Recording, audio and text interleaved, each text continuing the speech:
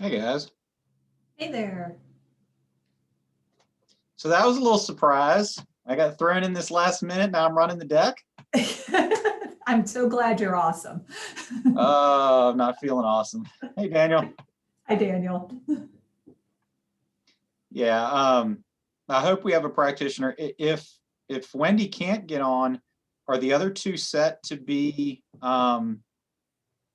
presenters or panelists or whatever? Can they even get on? I don't know. I do know that I could, if they're participants, let's see, I can click over to attendees and allow them to have microphone. I'm hoping Wendy can get on. Okay. Because I think that might be a problem for us. I mean, at least we'll be able to hear them, but.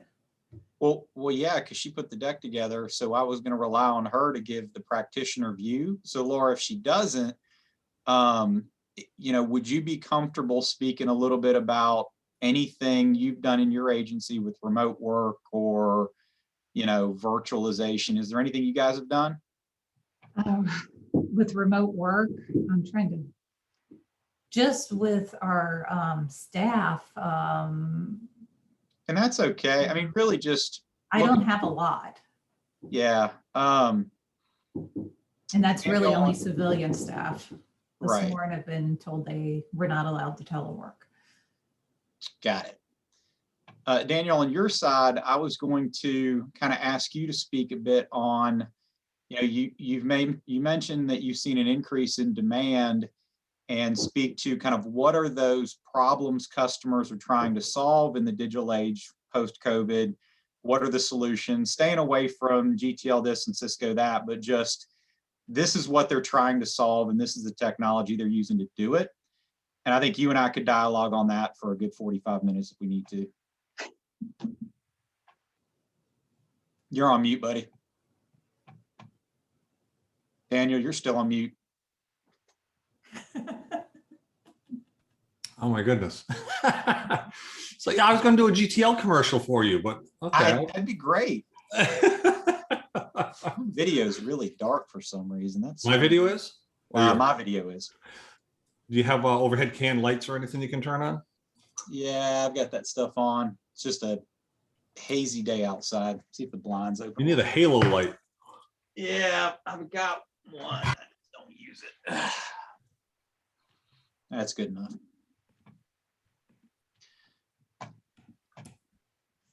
So I'll go ahead and share the deck here, and we'll just kind of. Yeah, and remember, you have to be in full screen to share. Yep. So there it is. And I've got my little participants window here. So Daniel, one thing we'll switch up is if you would open the Q&A window and keep track of that, since I'm going to be running the deck. Okay. And then Laura, you'll have the participants window up right to see if somebody's raising hands or. Right. I guess there's nothing they do on that now that I look at it. Right, and I'll just make sure that, let's see, who were the two people? Full screen.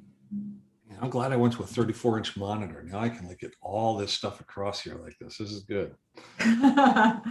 Let's see, so it's Chris Ajar is her deputy CIO. Yep. And then Srini. We know Srini. Yep. So hopefully they can jump in and fill in a lot. And then I see somebody from VFair is on. Hi, Taba. Hey everybody. How are you? Hi. Good. Everything going good so far? So far. I think so. So do we have all the panelists, Laura? We're getting there. I think this Chris is joining for Wendy. Okay.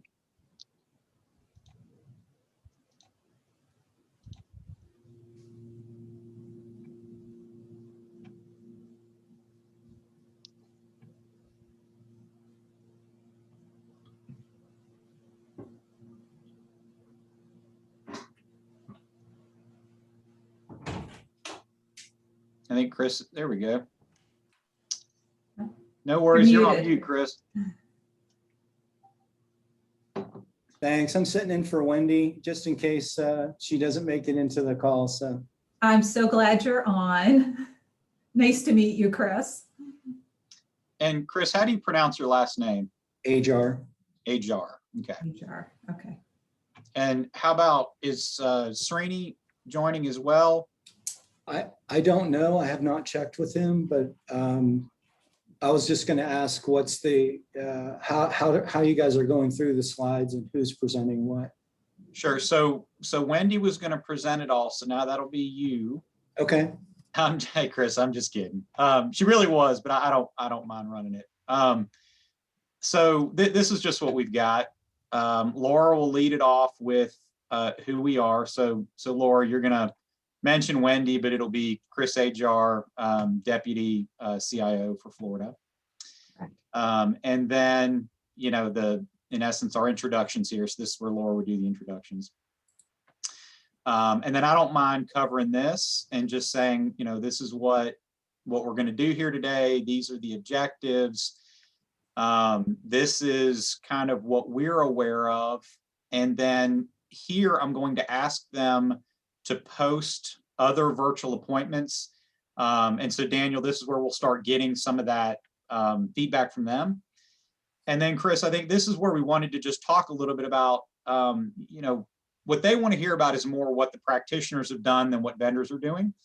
So it'd be, you know, in the COVID era, what are some of the changes that the Florida Department of Corrections had to make as it relates to virtual appointments? We have some here that we can speak to, or even if you want to speak to the challenges with staff telework or kind of any of those type things.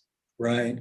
And I'd say, just jumping into this, one thing off the top of our head is I think the legal area doesn't understand our funding, how we're funded. So a lot of the funding is provided by the county offices to do transfers, but they don't, a lot of folks, judges don't understand that. So they think that's included in our budget, and that creates some problems for us. They want to know, well, why can't you do this? Right. And it's because you would be accepting that the budgetary portion. I don't know if that's relevant or not. But. Chris, that's a great point. And that's here in the challenges. That is absolutely what we want to talk about here.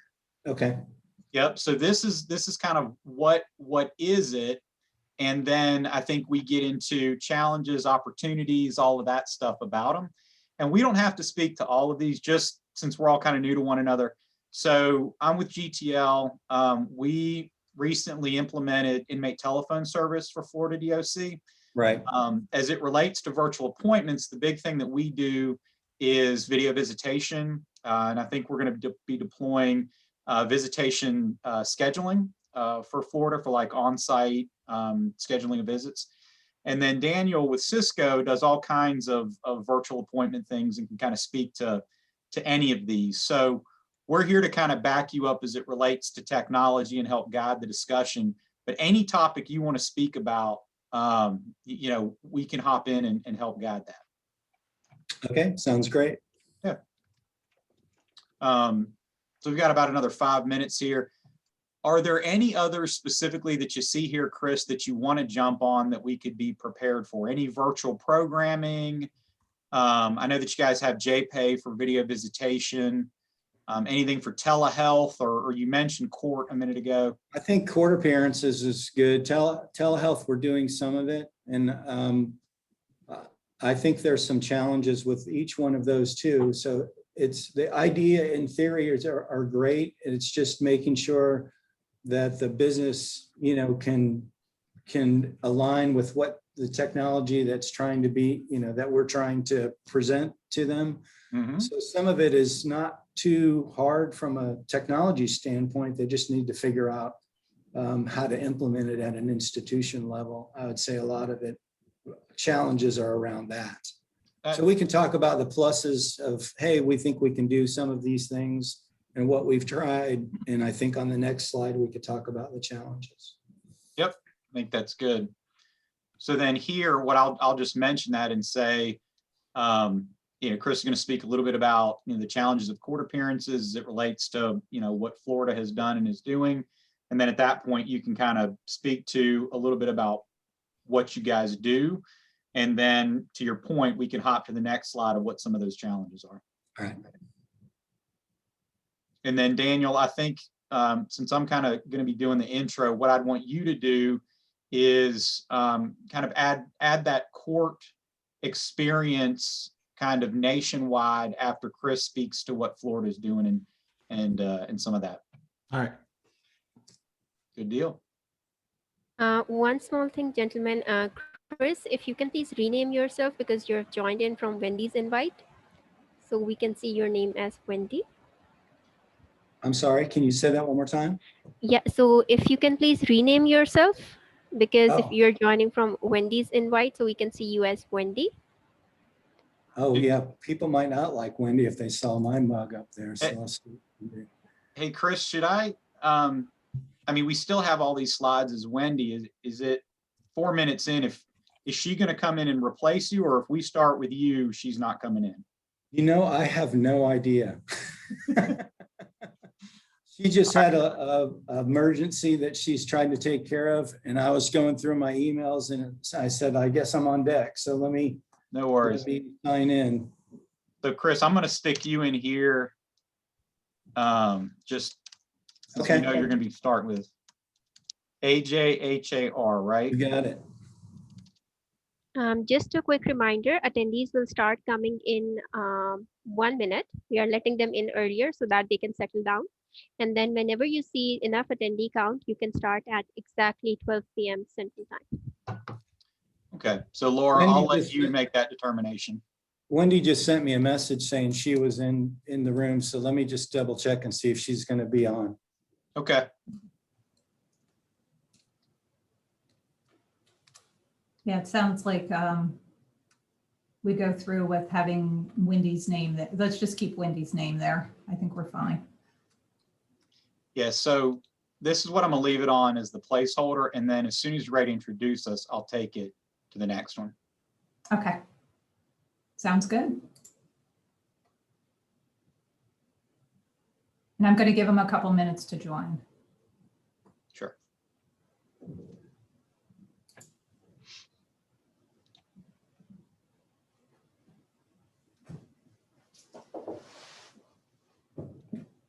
Oh, there's Wendy. There's Wendy. Great. So Chris, I mean, can you stay on with us as well? You're still on mute, Wendy.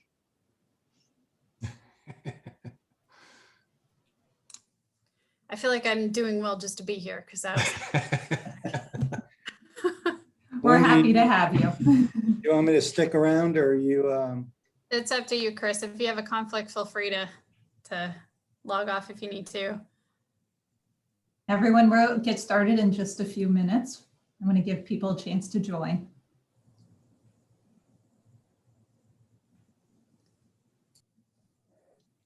My dog is on the floor and she is totally drugged. Why don't I stick around just in case? I may go on mute a good bit just to make sure in case she does anything, but I don't think she's going to. She's not even moving. Oh, nothing like a fire drill Thursday. Indeed.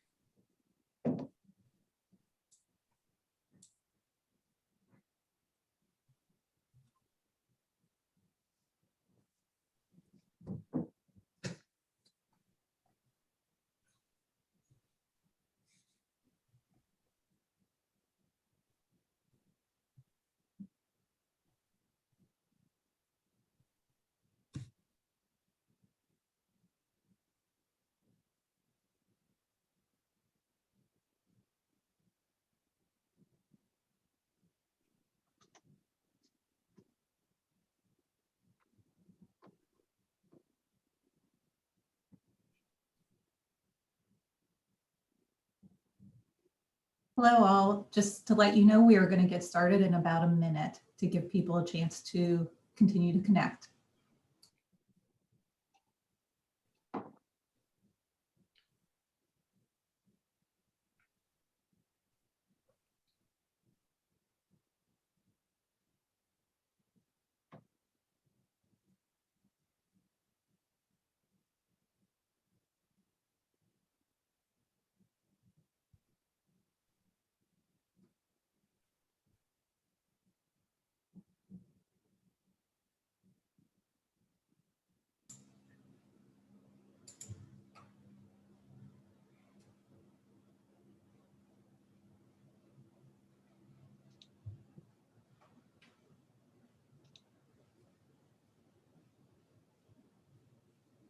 Good morning and good afternoon, everyone. I think that covers it for all of us. I'm Laura Willey. I'm with the Fairfax County Sheriff's Office. I have to say, I do miss seeing you all in person. And I would like to extend a special welcome to those that are attending the conference for the first time. I really hope to meet you next year in person and look forward to seeing everyone in St. Louis for the 2022 conference. Welcome to the workshop on virtualizing appointments. Please use the Q&A window to ask questions to the panel. And if you would, if it's directed towards a certain person on the panel, please add their name as well. I'd like to go ahead and introduce our presenters. Wendy Ling is the CIO from Florida DOC, and she had a little emergency this morning, but we're really happy that she was able to make it and be here with us. She's also joined by her Deputy CIO, Chris Ajar. We have Daniel Stewart, who is a Senior Advisor at Cisco, and Chris Moore, Senior VP GTL. Chris, I will go ahead and turn it over to you. Thanks, Laura. So as you've heard throughout this conference, leveraging technology during the pandemic became critical for everybody. And so it's no different in what we're going to talk about today.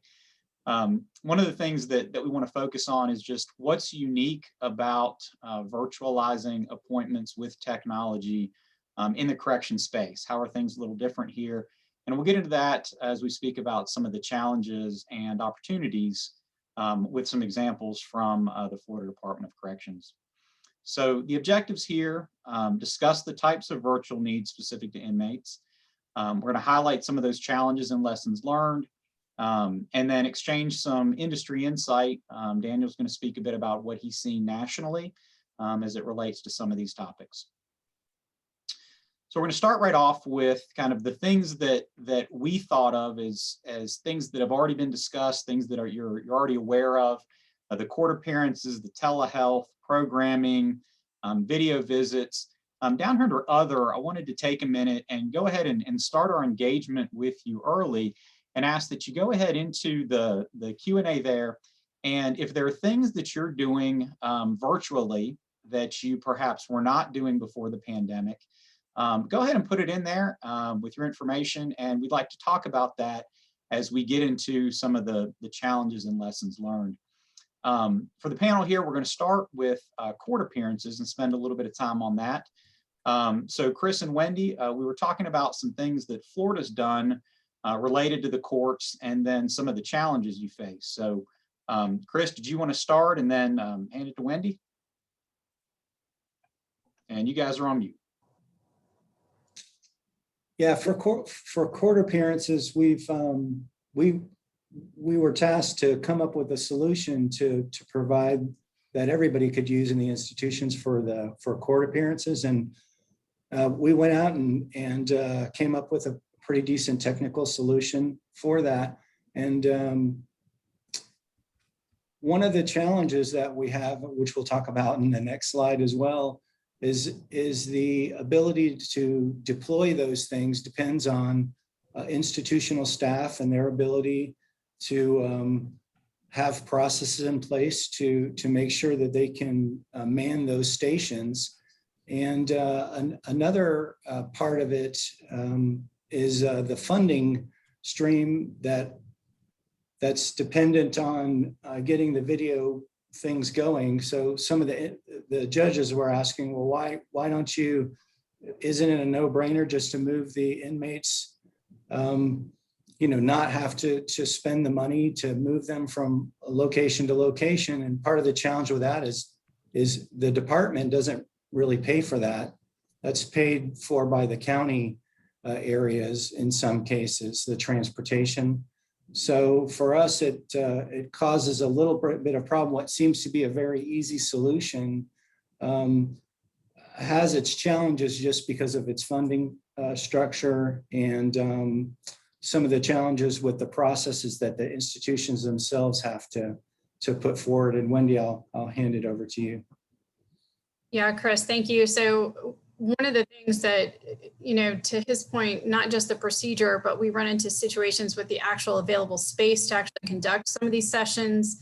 And when he talks about the funding issue is definitely an issue for us because we're trying to come up with a solution to something that does cost more money to the department, does cost more resources and staffing, and does cost that physical infrastructure and the processes that we need to have in place. So it becomes this balancing act between what people think would be a rational, logical choice of, hey, you don't have to transport somebody, it should save a lot of money to do this, but who exactly is it saving? And then we run into challenges with regards to privacy for that inmate, privacy between the inmate and perhaps their legal representation, oversight and access to the actual court appearance, even if we do come up with the technology. So standardization also on the specific platform has also been another challenge for us. We've actually been working with the Florida Bar as well as with the courts, the circuit courts around the state, and trying to plug into what exactly they're trending towards and what they think they may standardize on if they do standardize on a platform, because that's something that it's a limitation for us in the prisons because, we can't just open it up to anything that's available. So that's one of our challenges, is trying to meet that demand based on the platform that each of those different judges, and we have over 400 judges in the state. So how do you make sure that you're meeting those needs and that we actually address those situations? So, and then of course, we also have on a technology side, we're also trying to make sure that we're meeting any federal, state, or local policy constraints. And most of you know, when we deal with CJIS security policy, based on how we're transporting any of that video footage, if we're trying to use our own staff network that we currently have, or what do we do as an alternative?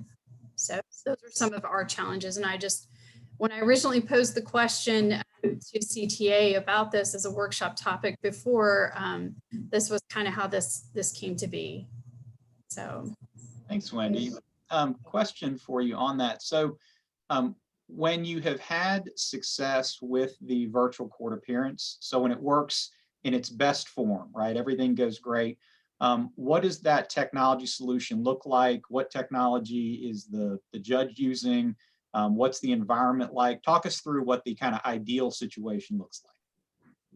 So what we've been looking at internally to Department of Corrections in Florida, like I mentioned, we've actually been working through the Florida Bar, and it looks like they're going to be trending towards using the Zoom platform.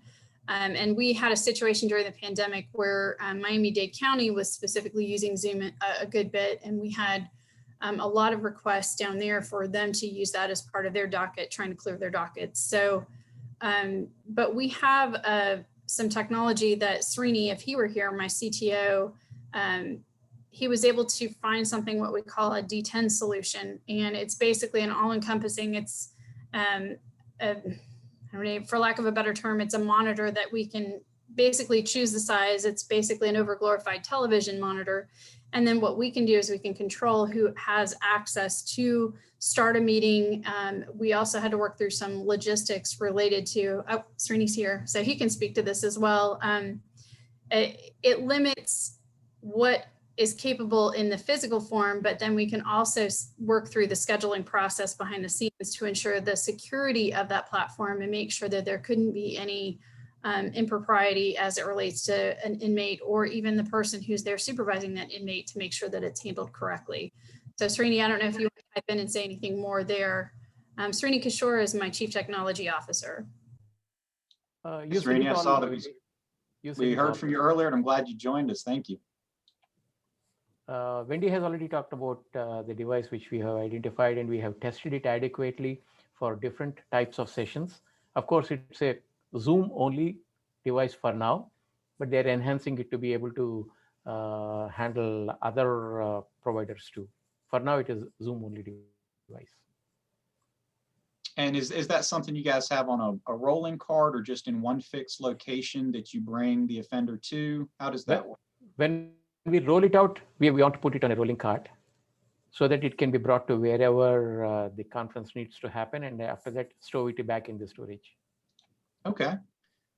Daniel, I know you're kind of an expert in, virtualization and video technology there with Cisco.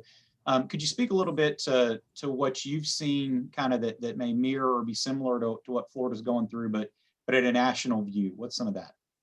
Yeah, and I think it's the same everywhere. Every agency was suddenly thrust into this situation where there were multiple platforms being used in the court systems and other areas in which these services, and especially the constitutionally protected services, that had to be provided into the prisons and jails. So we saw a myriad of activities that took place across the country. And basically the first part in the pandemic was everybody planned for disaster recoveries, but nobody planned really for this one, right? So how do you plan for this thing?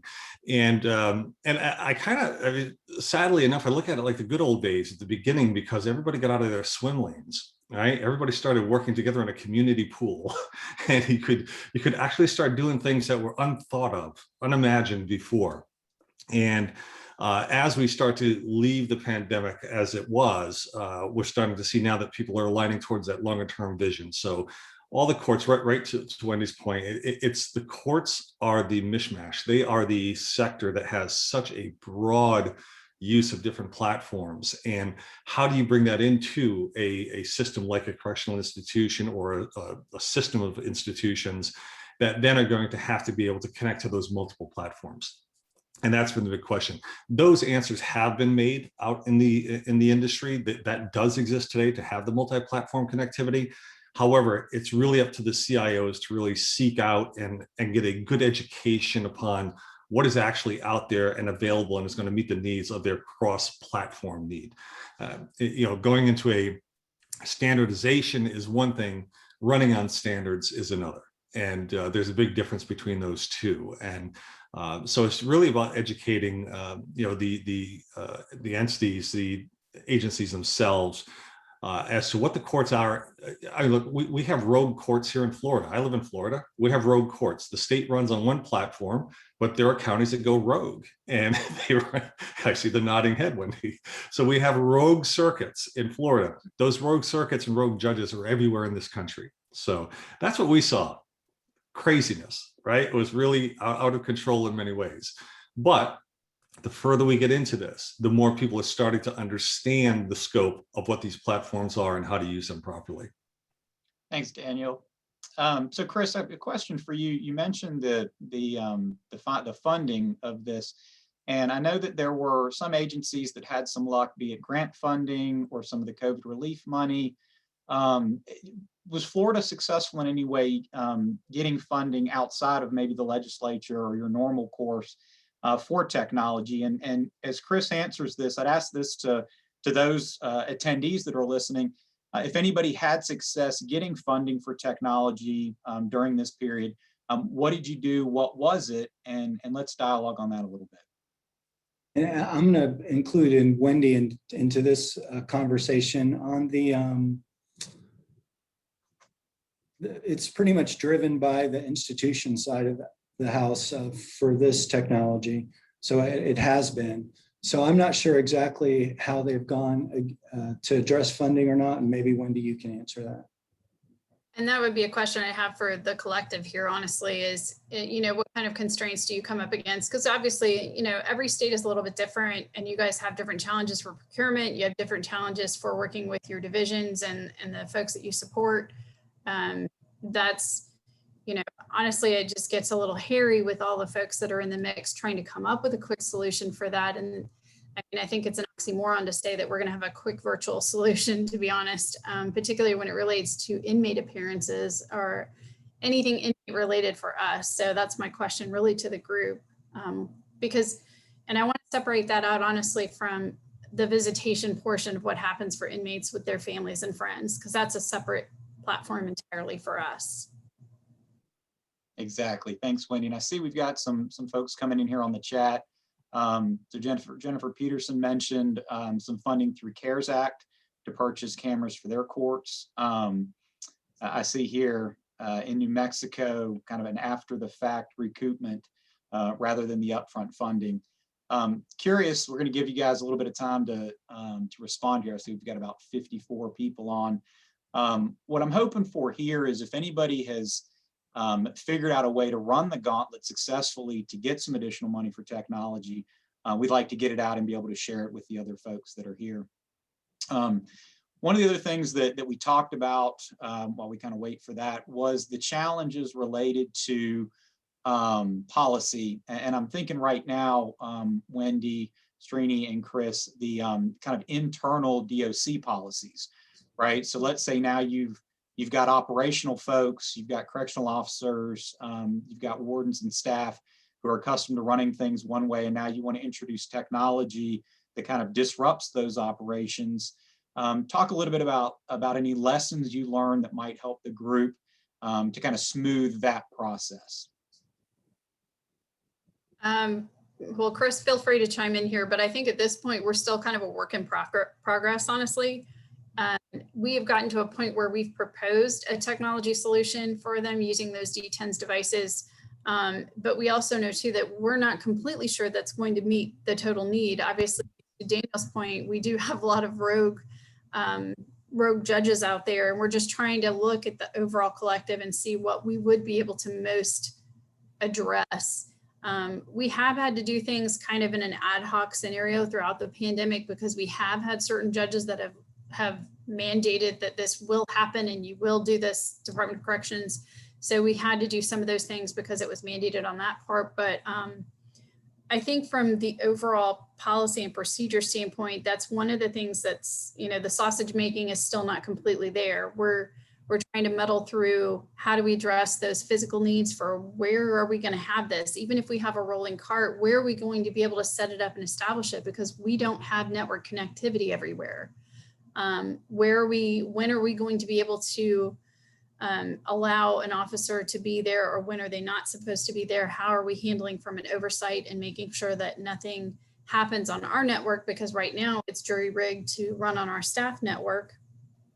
And then also looking at some of the challenges we have as it relates to just being able to show up and do that. I mean, when our legal team got involved trying to work through some of this with institutions and troubleshooting some of the questions they had, a lot of it centered around, well, how long, what's the criteria for when you're going to actually say, yes, we will perform a virtual court appearance? Is it when the judge mandates? Are we going to do this for federal and for state proceedings? Are we going to do it if there's a time limitation? How do we know if there's a time limitation? Because can you really assign one staff member to sit there for 2 weeks, 8 hours a day, not knowing whether or not it could go on for a month, or it could go on for a day, it could go on for 5 minutes?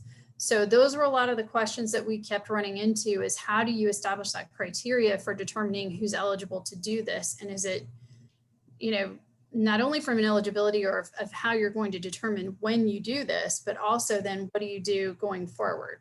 So.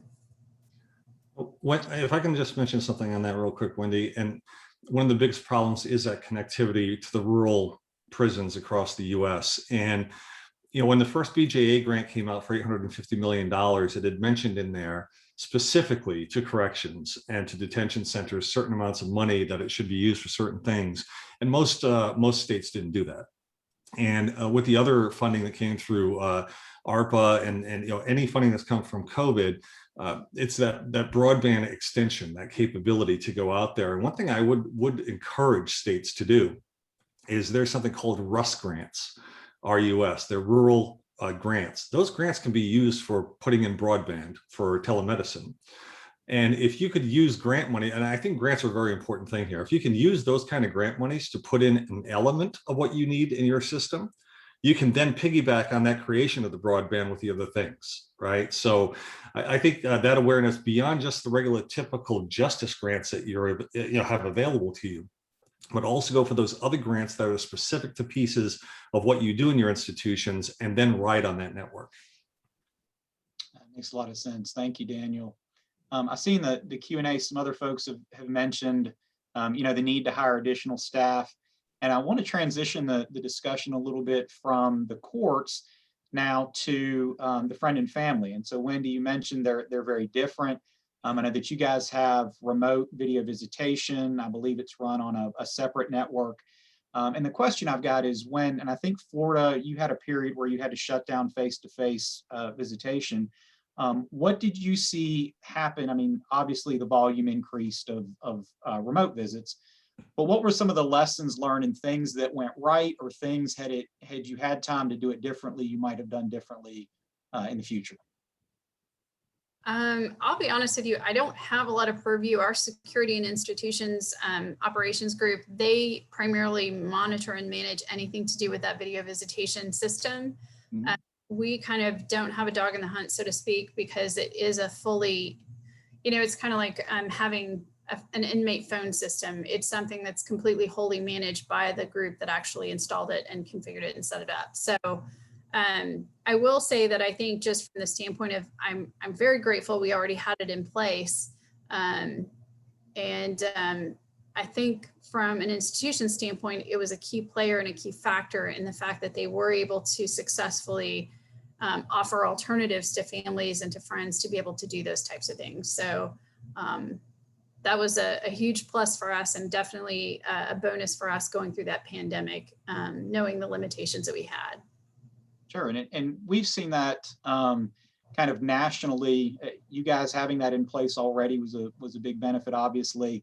For the folks that didn't have it, we've seen that demand and the request for installing the hardware and the technology to make that happen. The other thing that's interesting that was kind of a bit overlooked was when face-to-face visits came back, the need for a scheduling application for face-to-face. So traditionally, in those all-in-one systems like you're talking about, Wendy, scheduling has been focused on the remote side, right? Scheduling that visit for mom and dad to their computer or their phone, without a lot of view as to also being able to schedule mom and dad to come into the institution and meet face-to-face. And what we found is where institutions that had kind of loose restrictions, where everybody just kind of showed up and signed up and you got your turn and maybe there were 100 people in the lobby, when you had your distance mandates with COVID, they couldn't do that anymore. So you really had to be able to manage a certain number of people in a certain space. And so Daniel, I'd like to kind of ask you about that. What you've seen that changed with COVID that maybe we haven't discussed yet as it relates to this virtualization.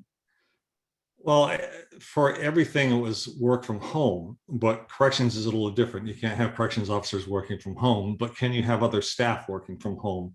And I think the most important thing was getting the virtual private networks up, right? Having the ability of having this, this capability of security going from the house to the workplace and to the public. Now, obviously, there are going to be certain parts of corrections that could go remote, but the other parts cannot. So everything was about the services. Everybody that used to walk through that door, like you said, the going back to in-person visitation now in some places, but even that is going to be a slow ramp, right? So all of the services that came in, whether it be the reentry groups, religious groups, counseling for drugs and alcohol, education, all of those elements had to become a remote capability and remote service. And again, the good thing is that in the industry, most of those educational institutions and many of those medical institutions and many of those court systems had something already. It was the correctional institutions that did not.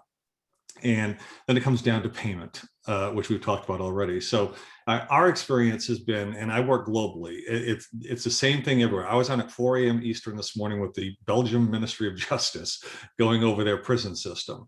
And when we look at this, it's really about how are you going to plan not just the recovery from the pandemic, but we've learned that you have to have a go home ideology and plan within your disaster recovery. So disaster recovery is a key process here. It has to be addressed in that manner. And as long as you were able to somehow get through this one, you should get through the next one, right? And the man-made ones here in Florida, hurricanes, right? If hurricanes come in and cause issues, well, how do we suddenly be able to get some of this remote work? All of that goes together.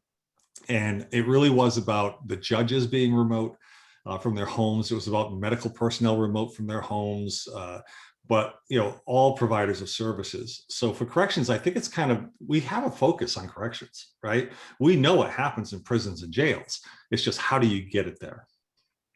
Indeed. And I see here, from Kelly Erickson to the panelists here, IDOC plans to utilize mini PCs, which will be controlled by wireless keyboard and mouse. These will be set in a small cage attached to either a large TV for rooms or on a cart that can be wheeled to locations. This allows a staff member to leave the room and privacy between the resident and the video participant by removing the wireless equipment, and disables the resident from having any control. A simple webcam can be used. We found this more economical than an all-in-one unit, and allows any video platform. And then they intend to use CARES funding.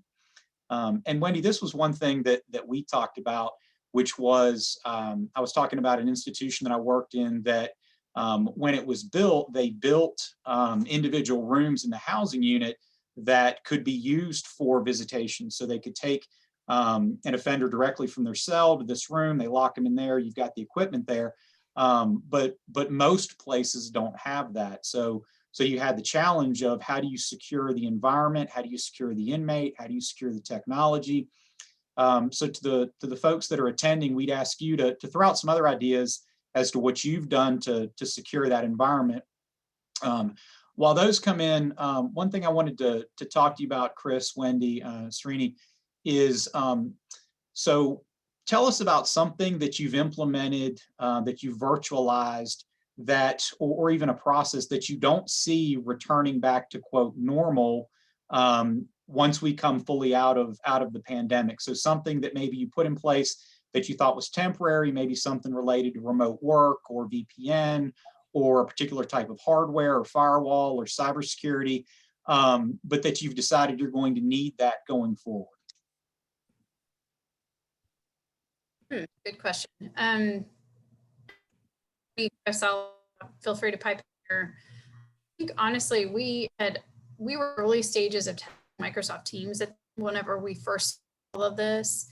And I'm not trying to like throw names around for things that we used, but it ended up being like oh, just kidding, we'll roll it all out now. And I have to say, I'm very grateful to my team because we moved mountains to make sure that everything worked seamlessly for everyone. And it really transformed a lot of things, especially with document sharing and things of that nature, because we are limited with CJIS security policy.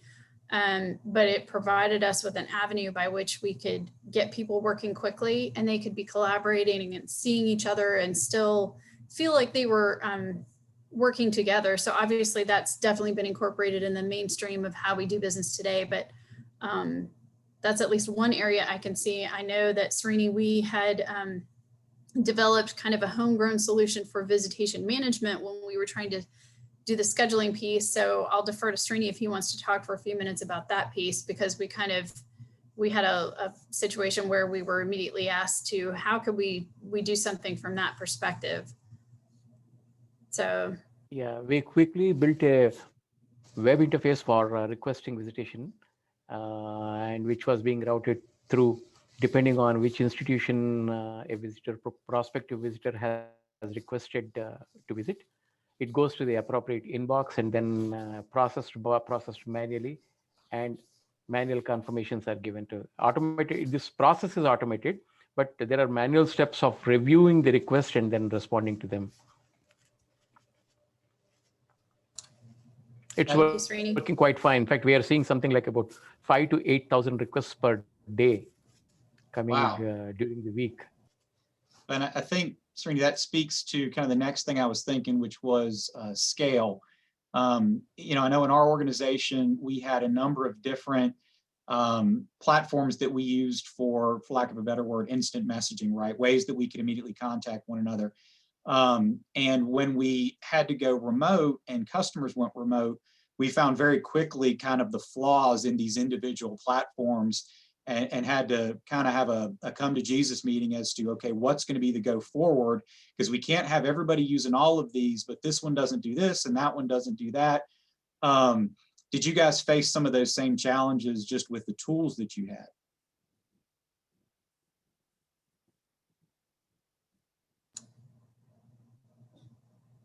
Srini, you can answer that. Yeah, okay, I'll take this question.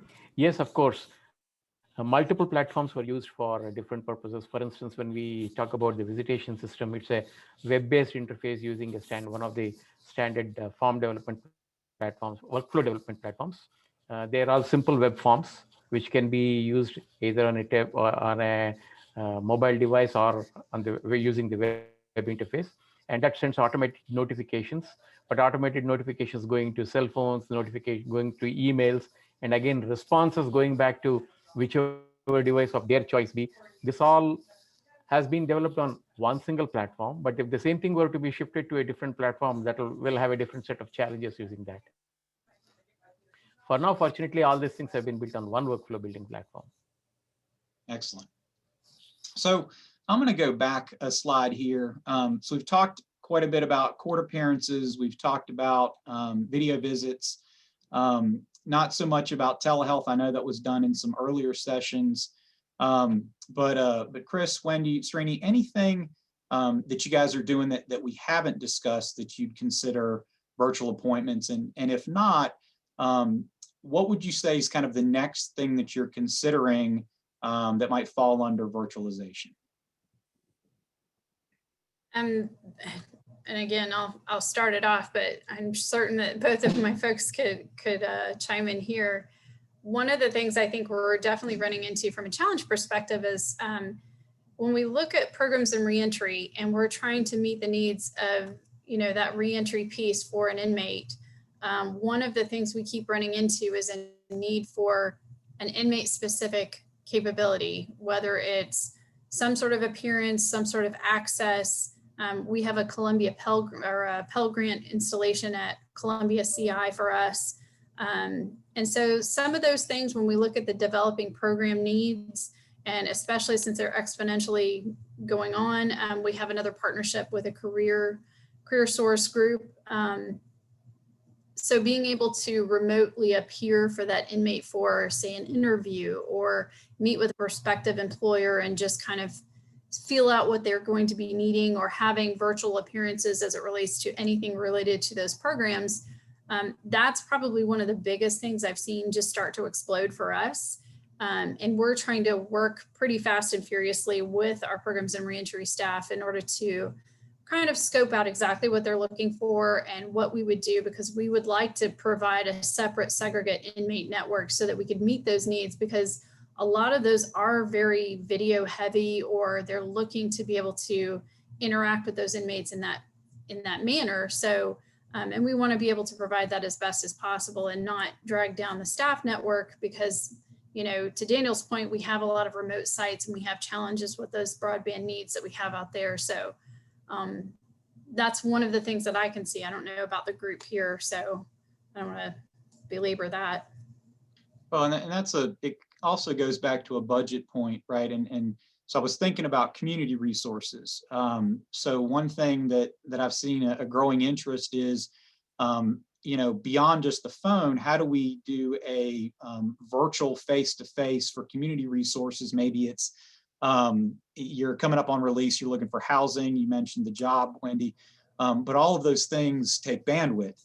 And I don't know that anybody started pre-COVID with a budget to increase the bandwidth of all the institutions that they manage, right? But we keep adding technology that then adds expense. Right. So Daniel, I wanted to ask you, as it relates to that, connecting, so beyond the friend and family, beyond the courts, other forms of connection, and how that's being facilitated and managed and done in kind of a cost-efficient way. Yeah, and it really comes down to Wendy's point, and about every agency probably on here, and what can your network handle? I think because of the pandemic, things have been put into place where there are instances where people were working remotely from home, and the network may have been surviving okay as it was going with this virtualization. But now suddenly when people come back to the workplace, now it's going to be an overload on the network. So that network viability is the key, but also the security issues. Even when you go into the video visits or whatever it may be, those security issues are paramount.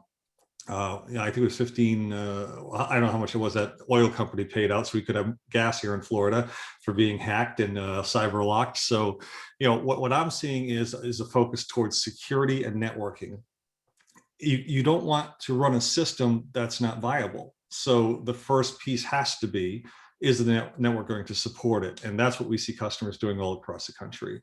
As far as parallel networks, to Wendy's point again, if we're going to have this type of thing coming in over here and this thing over here, there is an industry thing that happens with companies like yours, and there are these parallel networks that exist, but what can ride on the agency network and how much does that have to be bolstered up while other pieces are coming in over here? So on the telehealth and on the programming, the reentry groups, right, there are visitation centers for people to visit people in prisons and jails, in libraries, in churches. Nonprofit reentry groups house those in certain areas. So I think the agencies need to be a little creative in their own mind of, okay, if we're going to have these type of visits coming in from these many different elements, where do we want them to come from? And I remember back about 7 or 8 years ago, there was actually a survey done in Florida by the prison system, and if I remember correctly, it was 76% of all people that responded to wanting to be able to have video visits had high-speed internet in their homes, and it was a shock.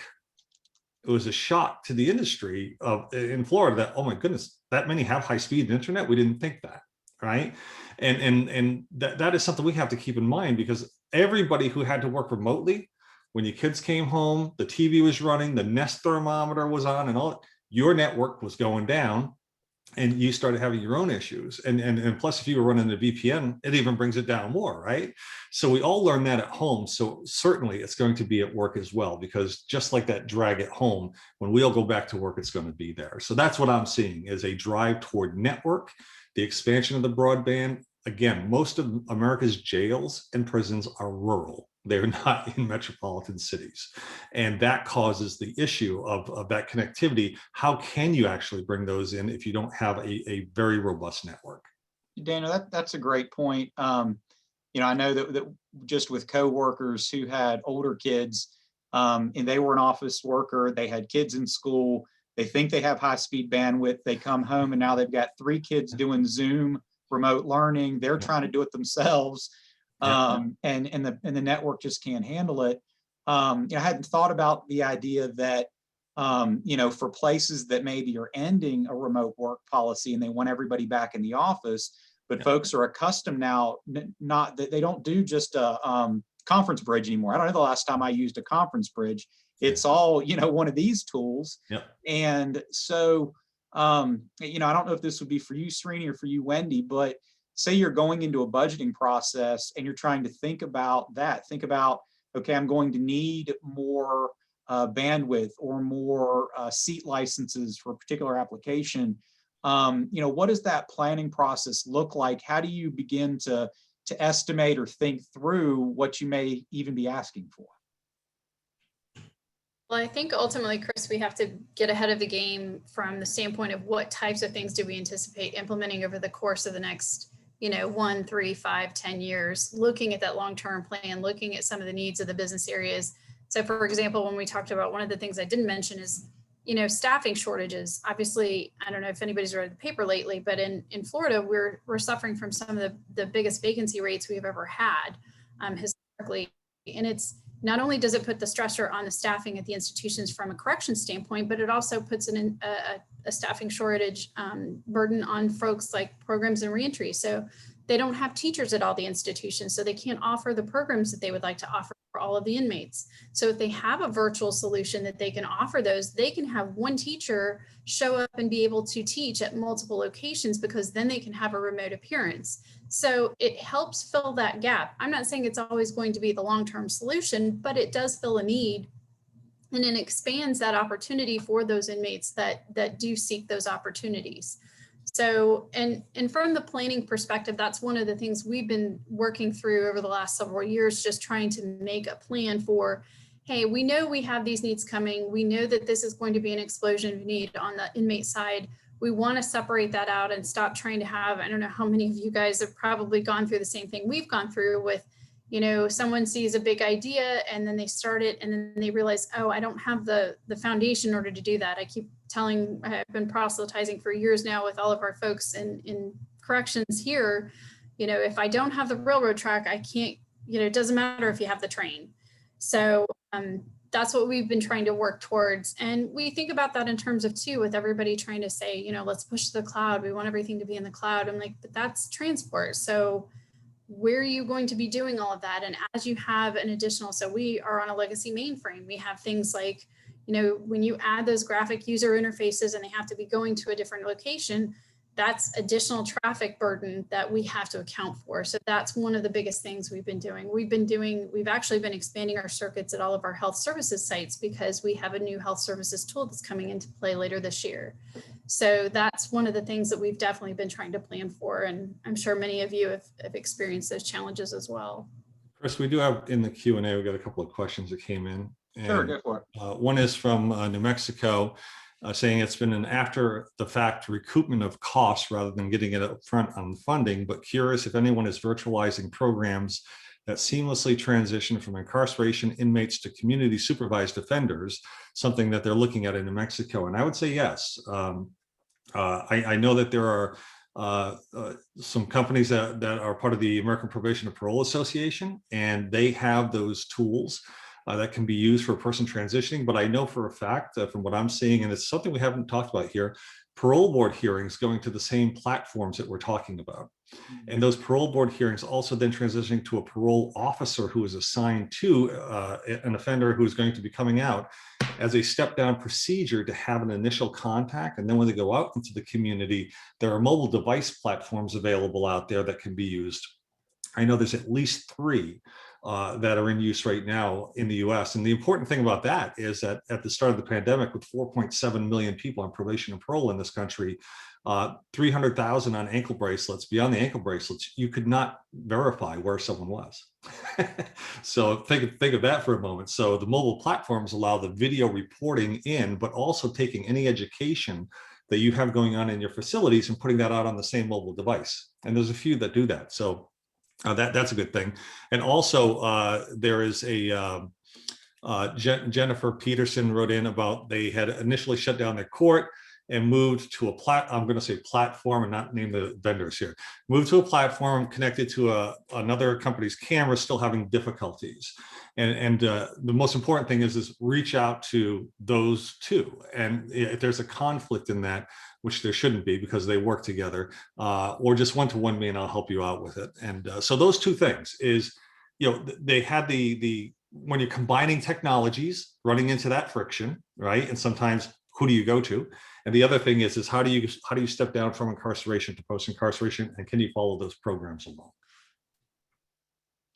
Yeah, and you know, thinking about that piece, I was going back to something, Wendy, that you said about the use of this technology. One of the unintended consequences, it's a thing I want to touch on a little bit. One of the unintended consequences that I know we experienced was an explosion in the amount of data we had to store, specifically the video data. And so, you know, if you had an institution that was primarily on site, they decide to turn on remote explodes. Now all of a sudden, you know, you're blowing up, you know, Amazon Web Service or wherever you're storing your video, and you have yet another cost that you didn't anticipate. And so I think where many institutions maybe had a policy that we're going to keep everything, or we're going to keep things for 3 years or 1 year or 6 months, all of a sudden it was like, well, in 30 days, you just blew out your entire budget for storage for the year. So what do you want to do now? And I think it's caused some institutions to take a look at what they're storing. Do they need to continue to do it? Is there a less expensive way to do it? Or, you know, can we purge some of this? So Srini, Wendy, Chris, is that something you guys experienced as we went through this? I'm going to laugh here because Chris's face should tell it all at some point.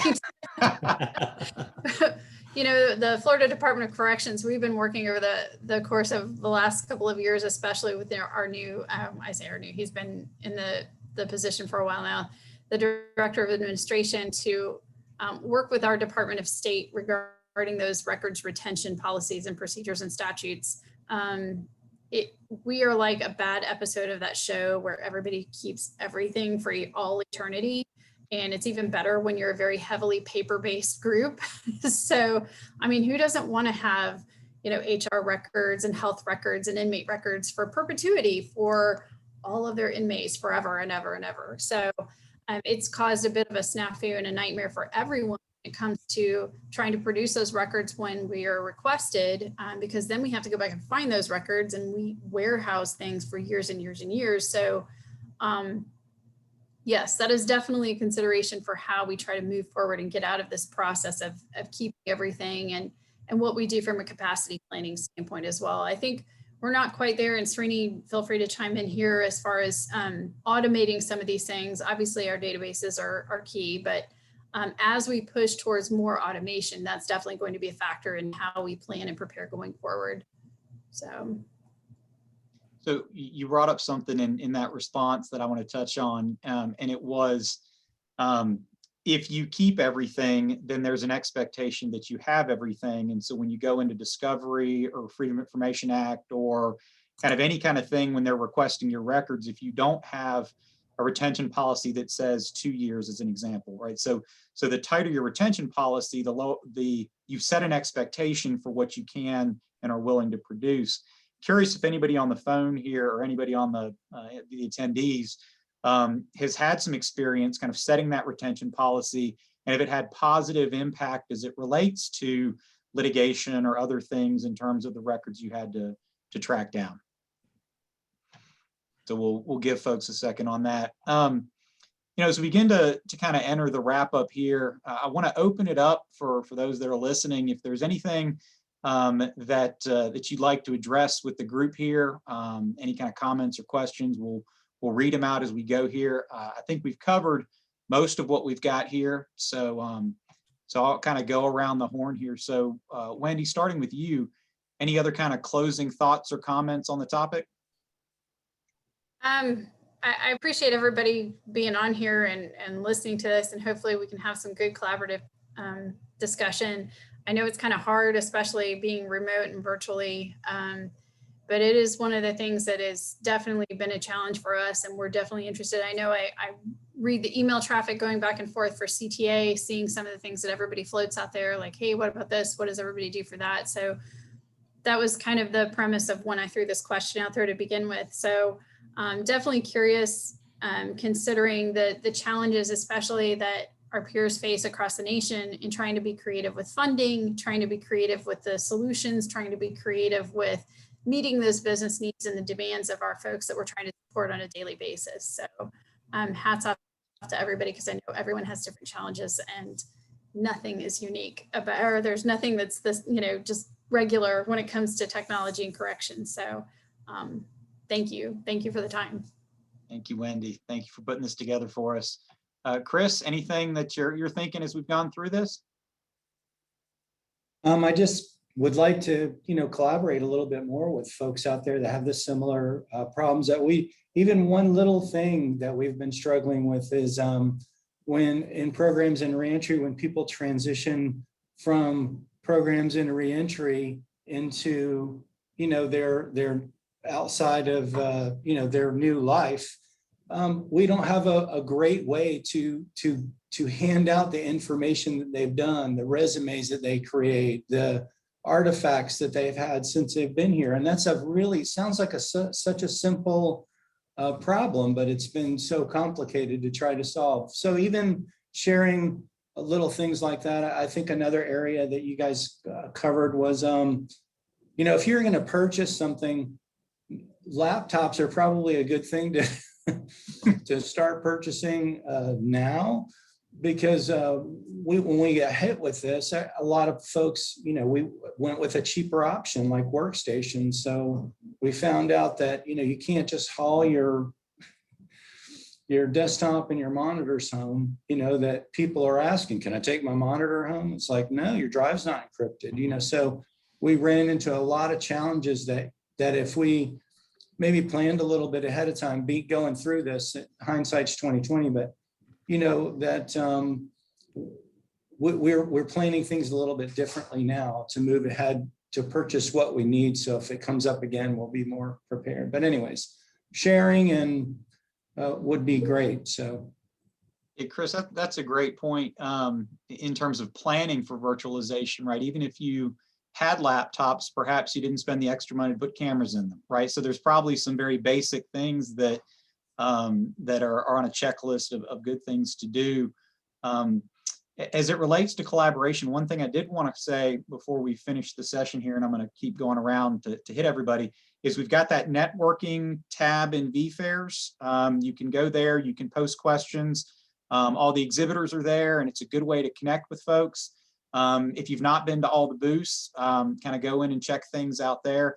And then also the CTA listserv for practitioners. I think Wendy may have mentioned that, is posting questions, and then other practitioners can answer that and get in touch with you. Srini, over to you. Anything that you've thought of that you'd like to bring up here as we begin to close the last session? Certainly. In fact, Wendy touched upon this point a little while ago while talking about the court appearances. Technology is least of the problems there. It's the procedures around them which are more complicated. I'll touch upon the other side of the issue. Right now, if you really look at it, courts are requesting video appearances in multiple ways. Some of the circuits, they pick up phone call and call directly the warden and say, okay, we want such and such person. Some of the, it's an email, some people send a text message to people, and some people straight away contact the IT folks to be able to set up. So there is no standardized way of requesting court appearance. And there's no standardized way of acknowledging it. So bringing everybody to agree to one way of requesting and making a secure arrangement for them to request it and respond back. That's another side of the challenge which we have, particularly about the court appearances. I mean, like this, in each of the areas, we have got challenges which are not technology, specifically not technology, but they are the procedural policies and the security issues. That's a great point, Srini. Sometimes the technology's there, sometimes it's even in place, but the policy to be able to use it effectively, you know, and within the confines of what you're allowed to do. That's an excellent point. And so we got a point here about the laptops. If you're going to do it now, because it's 6 to 7 months out. So that's another point, is the timeliness of getting the things that you need. How many people have been asked if they have any laptops, or if you're like secretly have a stash that you never ready? Like, I mean, I was starting to feel like I was like, oops, come here, I've got some laptops in my trunk. You know, I mean, I wasn't secretly, you know, there was no secret stash. You know, but it was an experience. It has been an experience, and it led to a lot of interesting conversations with people going, well, why didn't we just always order laptops? And I'm like, well, we have this thing called budget. Right. Well, or going to BYOD, you know, bring your own device. We've seen several places, you know, and not for everything, obviously, but to what extent can you leverage something that somebody else has in a secure way? And that in a secure way and compliant with policy always seems to be the challenge there, right? And the bigger challenge is if you do that, oh, I'm sorry. Oh, no, I'm sorry, Daniel. And the bigger challenge with that is if you BYOD, if you do any work on that phone, it can now be subpoenaed. Correct. And if you're going to be subpoenaed, you're not going to want to BYOD for any agency. I certainly wouldn't.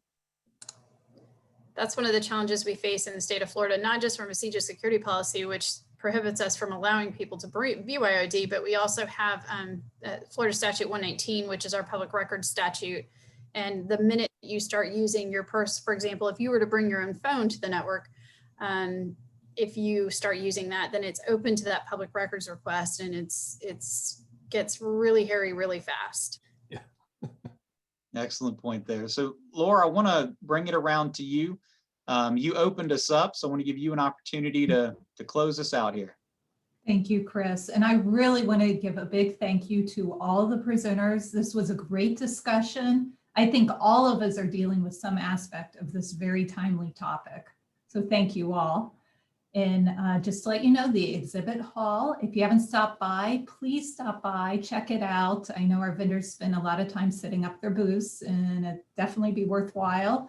That will be opening up in about 5 minutes. And then join us right back here in the auditorium in about an hour and a half for the awards and closing ceremony. Thank you all. Thanks so much. Thank you. Thank you. Thanks, everyone. Thank you, Chris. Thanks, Chris. Good job. Thanks, guys. You should be a newscaster.